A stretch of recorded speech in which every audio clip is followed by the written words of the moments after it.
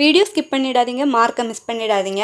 Dead எக்ஸாமுக்கு prepare பண்ணிகிட்ருக்கீங்களா? இந்த வீடியோவை ஸ்கிப் பண்ணாமல் ஃபுல்லாக பாருங்கள். கண்டிப்பாக இந்த கொஸ்டின்ஸில் இருந்து ஒரு 10-15 கொஸ்டின் ஆச்சும் எக்ஸாமில் கேட்பாங்க. இது வந்து பார்ட் 2 வீடியோ, ஓகேவா? பறவைகள் பறந்து செல்லும் இடம் எது? ஆன்சர் வந்து விசும்பு. பறவைகள் ஆகாயத்தில் பறப்பதால் விசும்பு என்பது சரியான பதிலாக இருக்குது. ஓகே, அடுத்தது வந்து பாருங்கள். இயற்கையை போற்றுதல் தமிழர் எதன் ஒரு பகுதியாகும் அப்படின்னு பார்த்தீங்கன்னா மரபோட ஒரு பகுதியாகும். இயற்கையை மதித்து பாதுகாப்பது தமிழர் மரபாக கருதப்படுகிறது. அடுத்த கொஸ்டின் வந்து பாருங்க.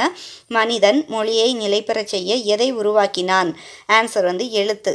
அதாவது மொழி நிலைத்திருக்க மனிதன் எழுத்து முறையை வந்து உருவாக்கியிருக்காங்க. அடுத்த கொஸ்டின். ஆரம்ப காலத்தில் மனிதன் தனது எண்ணங்களை வெளிப்படுத்த எதை பயன்படுத்தினான்? ஆன்சர் வந்து சைகை. மொழி உருவாகும் முன் மனிதன் வந்து சைகைகள் மூலம் தன்னுடைய கருத்துக்களை வந்து வெளிப்படுத்தியிருக்காங்க. அடுத்தது வந்து தனது எண்ணங்களை பிற தலைமுறையினருக்கும் தெரிவிக்க மனிதன் எங்கு குறியீடுகளை பொறித்தான்? ஆன்சர் வந்து பாருங்க, பாறைகளிலும் குகை சுவர்களிலும் வந்து குறியீடுகள் வந்து பொறிக்கப்பட்டிருக்குது. அதாவது பழங்கால மனிதன் குகை சுவர்கள் மற்றும் பாறைகளில் குறியீடுகளை வரைந்தான். அடுத்தது, பொருள்களை ஓவிய வடிவில் காட்டிய எழுத்து முறை எவ்வாறு அழைக்கப்பட்டது? ஓவிய எழுத்து அப்படின்னு சொல்லப்பட்டிருக்குது. படங்கள் மூலம் கருத்துக்களை வெளிப்படுத்துவது தான் ஓவிய எழுத்து. அடுத்த கொஸ்டின். ஒரு ஒலிக்கு ஒரு எழுத்து என உருவான நிலை எவ்வாறு அழைக்கப்படுகிறது? ஆன்சர் வந்து ஒலி எழுத்து நிலை அப்படின்னு சொல்லப்பட்டிருக்குது. ஒவ்வொரு ஒலிக்கும் தனி எழுத்து அமைந்த நிலை இது ஆகும். அடுத்தது, கல்வெட்டுகளில் காணப்படும் எழுத்து அமைப்பின் சிறப்புகளில் ஒன்று எது அப்படின்னு பார்த்தீங்கன்னா ஆன்சர் வந்து ஷா போன்ற வட எழுத்து காணப்பட்டது. கல்வெட்டுகளில் சில வடமொழி எழுத்துக்கள் வந்து இடம்பெற்றுள்ளன. அடுத்தது, கல்வெட்டுகளில் மெய்யெழுத்தை குறிக்க எந்த அம்சம் பயன்படுத்தப்படவில்லை அப்படின்னு கேட்டிருக்காங்க. ஆன்சர் வந்து புள்ளி. கல்வெட்டுகளில் மெய்யெழுத்தை குறிக்க புள்ளி பயன்படுத்தப்படவில்லை. அடுத்தது, கல்வெட்டுகளில் எகர ஒகர எழுத்துக்களின் எந்த வேறுபாடு காணப்படவில்லை? ஆன்சர் வந்து குறில் நெடில் வேறுபாடு காணப்படவில்லை. கல்வெட்டுகளில் எகர ஒகர எழுத்துக்களின் குறில் நெடில் வேறுபாடு தெளிவாக இல்லை அப்படின்னு சொல்லப்பட்டிருக்குது. அடுத்த கொஸ்டின். இன்றைய தமிழ் எழுத்துகள் எதன் மாற்றமாக உருவாகியவை? ஆன்சர் வந்து பொருள்களின் ஓவிய வடிவங்கள். அடுத்தது, ஆரம்பத்தில் பொருள்களை ஓவியமாக குறித்ததை தொடர்ந்து அதிலிருந்து எழுத்து வடிவங்கள் வந்து உருவாகின அப்படின்னு சொல்லப்பட்டிருக்குது.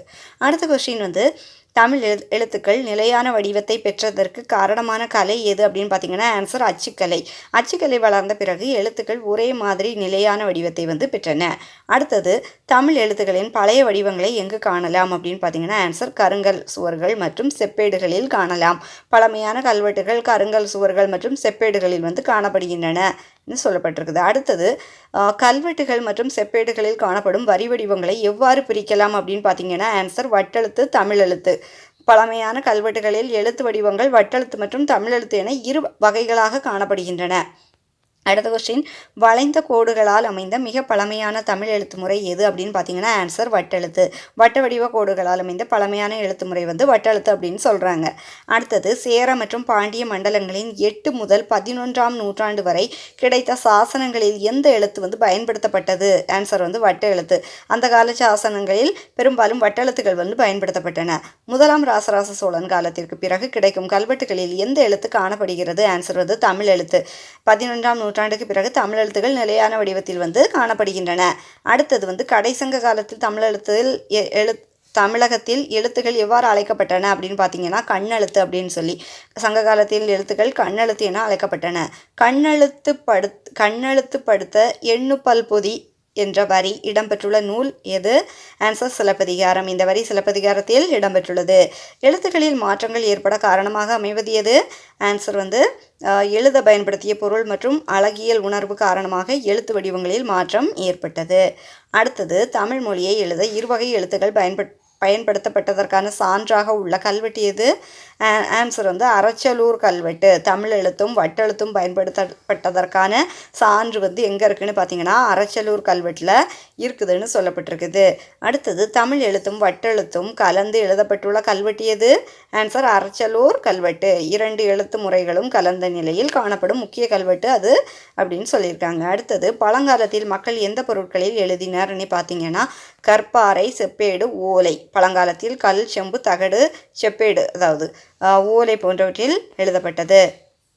பாறைகளிலும் ஓலைகளிலும் எழுதும்போது பயன்படுத்திய கோடுகள் எவை அப்படின்னு பார்த்தீங்கன்னா நேர்கோடு, வளைகோடு. கல்லில் செதுக்கும் போது நேர்கோடுகள், ஓலைகளில் எழுதும்போது வளைகோடுகள் பயன்படுத்தப்பட்டன.